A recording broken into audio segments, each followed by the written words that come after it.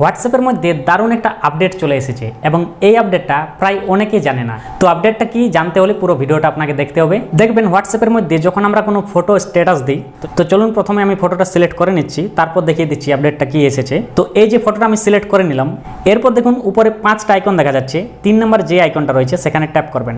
Tap করার পর এখানে দেখুন লোকেশনের পাশে ফটো বলে একটি অপশন চলে এসেছে, অর্থাৎ ফটোর উপরে আপনি আরও ফটো এড করতে পারবেন। দেখুন আমি এখানে ট্যাপ করে দিলাম, এখানে আমি এই ফটোটা এড করে নিলাম এবং চাইলে আপনি ফটোটার ফ্রেম চেঞ্জ করতে পারেন। ফটোটা ট্যাপ করবেন, ট্যাপ করার পর বারবার ট্যাপ করবেন, নানা রকম ফ্রেম আসতে থাকবে। দেখুন আবার ট্যাপ করছি, আবার ট্যাপ করছি, এইভাবে কিন্তু নানা রকম ফ্রেম আসবে। ঠিক আছে, তো আপনি যেরকম ফ্রেম ইউজ করতে চান সেই ফ্রেমটা এখানে সিলেক্ট করে নিতে পারেন। ধরুন আমি এটা সিলেক্ট করে নিলাম, এরপর উপর দেখুন ডান অপশন আছে, সেখানে ট্যাপ করে দেবেন।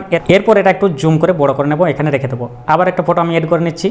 তো এই যে আরেকটা ফটো সিলেক্ট করে নিয়েছি, এরও ফ্রেমটা আমি চেঞ্জ করে নিচ্ছি। ঠিক আছে, এই ফ্রেমটা সিলেক্ট করে নিলাম, ডান করে দিলাম। এইভাবে কিন্তু আপনি ফটোর উপর অনেক ফটো এড করতে পারবেন স্টাইলিশ করে। ঠিক আছে, এরপর আপনি কিছু লিখতে চাইলে টেক্সটে ট্যাপ করে লিখে নিতে পারবেন এবং গান এড করতে চাইলে এখানে মিউজিকের অপশনে ট্যাপ করে গান সিলেক্ট করে নিতে পারবেন। এইভাবে যে কোনো ফটো স্ট্যাটাস দেওয়ার আগে ফটোটাই কিন্তু আপনি খুব সুন্দর সাজিয়ে স্ট্যাটাস দিতে পারবেন। ভিডিওটি দেখে কেমন লাগলো কমেন্ট করে অবশ্যই জানাবেন। ভালো লেগে থাকলে অবশ্যই একটি লাইক করে দেবেন এবং এরকম ইন্টারেস্টিং টিপসের জন্য আমার এই চ্যানেলটি সাবস্ক্রাইব করে রাখবেন এবং ফেসবুকে ফলো করে রাখবেন।